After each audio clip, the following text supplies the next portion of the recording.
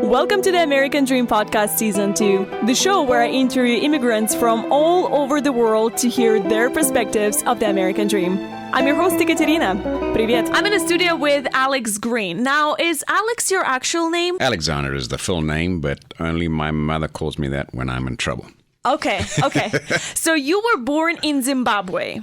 Yes. And I think that's fascinating, and I want to find out how that happened. So let's start from the very beginning. So what was the name of the town that you were born at? So I was born in the capital city, Harare. We actually lived in a much smaller town called Beatrice. It's a farming community. So yeah, my parents were farmers. And how did you ended up in Missouri? I went to university in South Africa at the University of Cape Town and studied engineering.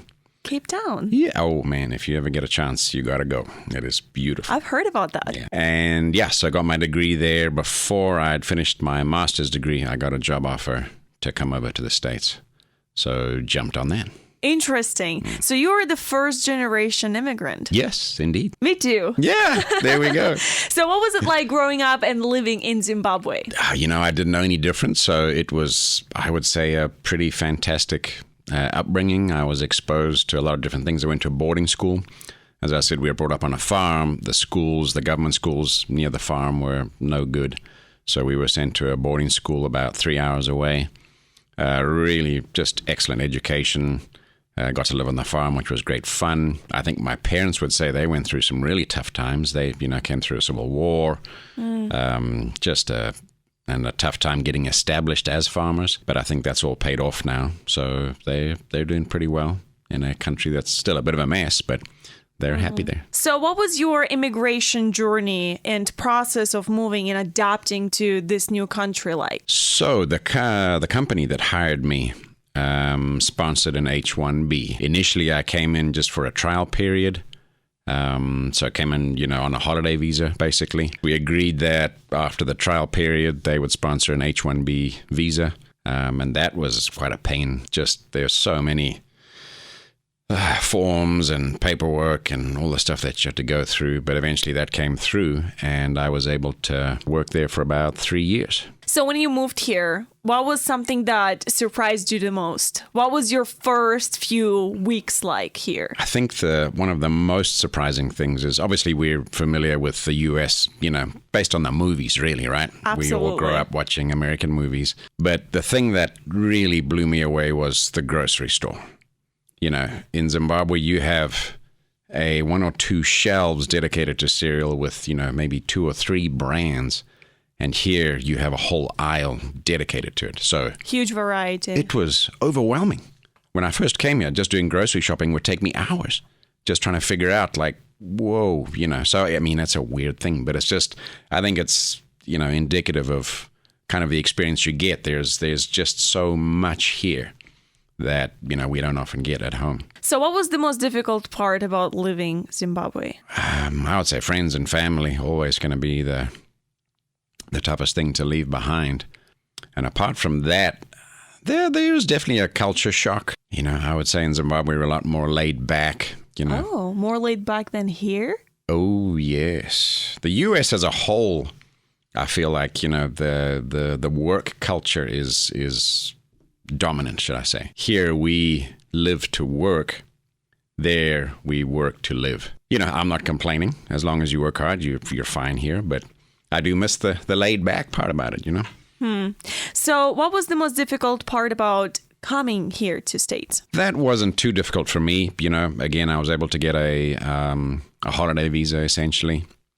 So I literally jumped on the plane, had my 2 suitcases and came across, and the company that I was working for picked me up at the airport. And, so that was very simple for me. What about the top 4 challenges that, every immigrant faces here in the States, like language barrier, employment, housing, access to services? How did you overcome this? How old were you when you came here? I was 24. Okay, so at the age of 24, adult, how did you overcome these? Thankfully, again, thanks, I think, to my education, I was given this opportunity. So this company that brought me here, it was a small company. Don't get me wrong, there were only 6 of us in the company, but it was owned by a South African who had, come from Cape Town as well. So that was the connection there. And they were willing to help me out with all of those things, So again, it was not the greatest of lodging, but it was lodging. And the language barrier obviously wasn't there. Grew up speaking English. So a lot of those common issues faced by other immigrants, I really didn't have. So if someone you knew from Zimbabwe were planning on coming to this country and this specific, Ozarks community, what would you tell them to expect? I would say that there's still a lot of opportunity here. I would encourage people to come here still. From Zimbabwe? Yeah, okay. Absolutely. Zimbabwe is a mess politically, which leads to a mess in so many other ways, obviously. So I think there's so few opportunities there versus here. So I would still encourage people to come here. I would let them know that, you got to work. It's a different lifestyle. I don't know if there's much else. Again, most people there speak English, so that's pretty easy for them. And then as long as they do it, hopefully can get here legally, then yeah, it's going to be easier for them. Preferably. What about the community, like the Ozarks? Do you like Ozarks? Absolutely. So you would recommend them to come here specifically? Oh, yeah. Yep. So, and the reason I say that is we had an experience where I was an engineer, basically, and then I wanted to get into sales. So I moved the whole family from here to Boston. So we lived just outside of Boston for about 3 years, and then a year in Nashville, and then came running back to the Ozarks. So we've experienced other cities, bigger cities, and even Nashville, which is kind of a medium-sized city. And Springfield has so much to offer for a very low cost of living. Okay. That I don't think can be touched. It wasn't the people in those cities? The people too. Absolutely. People here are much friendlier, especially in Boston. Oh, people are grumpy. Oh, yeah. It's, that big city. That stereotype is so true. I think there's just so much pressure. It's so expensive to live there. Everybody's working, 2 and 3 jobs. And people are just stressed out. And I think it shows. So what advice would you give a Zimbabwe citizen on how to maybe make the experience better? I would say, finding a job first is always going to help. I think coming here and then expecting somebody to sponsor you, that's kind of I've seen people really struggle with that, Even if you're in the country, as soon as you mention that H-1B, companies are like, oh no, that's a pain and we don't want to do it.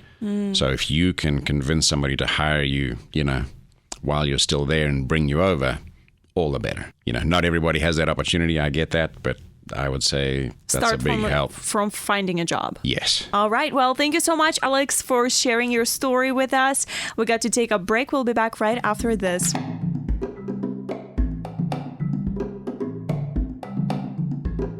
Welcome back. You're listening to the American Dream Podcast. I'm your host, Ekaterina, in a studio with Alex Green.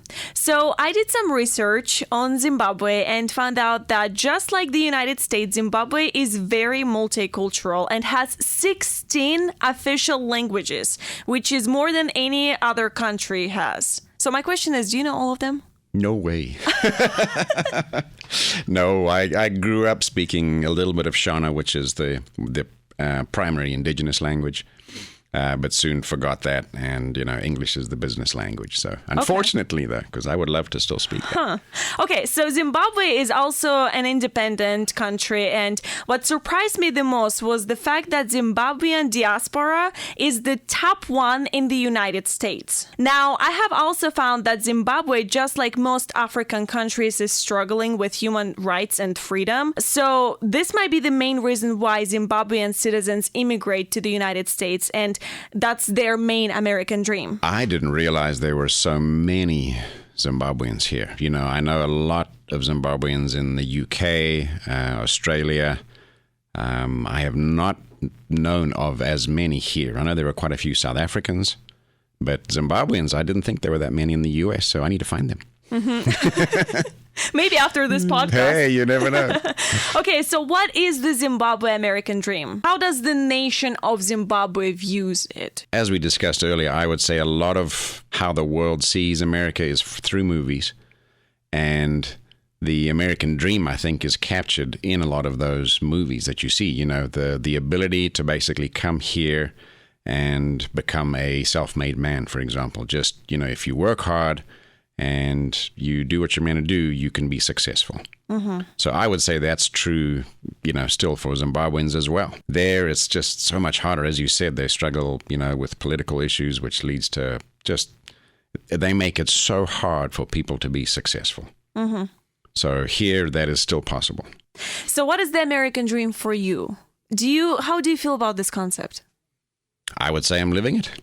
You're living it. Yeah. I came here with 2 suitcases, and I would say I've accomplished the American dream. I'm still working hard, but I'm happy where I work. I've got a beautiful family. I've got a house. I've got, it's all those basic things that in other countries are not as easy to come by. Is it different from Zimbabwe American dream, or is it the same one? I would say it's a similar dream. Everybody's striving for that kind of security, the stability, just make a good living, have some fun, have a nice family. And so, I would say it's the same dream, just a little more achievable here. I know some immigrants have specific things in their mind, like I want to open a hotel, or I want to open a restaurant, and I want to become a billionaire by like this year, which there's nothing wrong with that. Oh, sure. But you don't have that. To you, you're living it right now. Yeah, I would say I'm trying to improve it. Okay. There's always going to be that. We're remodeling our house currently. And have been for a long time.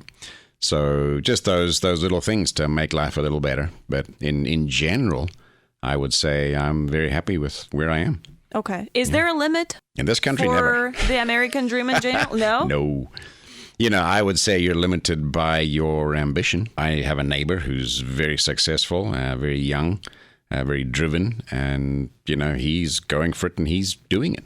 So I think it all just depends on how hard you want to work, what you're willing to give up to achieve your goals, but it's still doable. So do you think you reached the Zimbabwe American dream? If you were to come back to Zimbabwe, how would people look at you? Would they say you're living their American dream? For the most part, yeah, I would say so. And is it because you have a job and stable income? I would say that's a lot of it. I think personality is going to define a lot of that, whether you're driven enough to want more and more and more, to be your own boss, to achieve certain goals. But in general, I would say that, we all want the same thing, where it's just, and, stability, I think, is overrated, because in a third world country like Zimbabwe, things can change in an instant. The government can do something that wipes out your wealth. I mean, my aunt and uncle have that exact same thing happen to them, where they had US dollars in the bank. The government decided that, oh no, they were converting them to Zimbabwean currency. They lost all their wealth. So it's crazy things like that I'm not saying they don't happen here. It's just a lot more difficult for them to happen here. So finally, if someone you knew from Zimbabwe were planning on coming to this country for their American dream, what would you tell them to expect? And what advice would you give them on whether or not they should come to fight for that dream? Is that dream even worth it? I would say so, yes. I would say of any country, obviously I don't have, experience outside of the US or Zimbabwe at this point, but there is still so much opportunity here. It's just wide open, really. I think it's all going to be very important in who you know. So when you come here, it would be very important to figure out who can help you reach your dream. But apart from that, I would say, come on, it's wide open. Thank you for visiting me today, Alex. Don't forget to like us on Facebook and follow us on Instagram at podcasttad.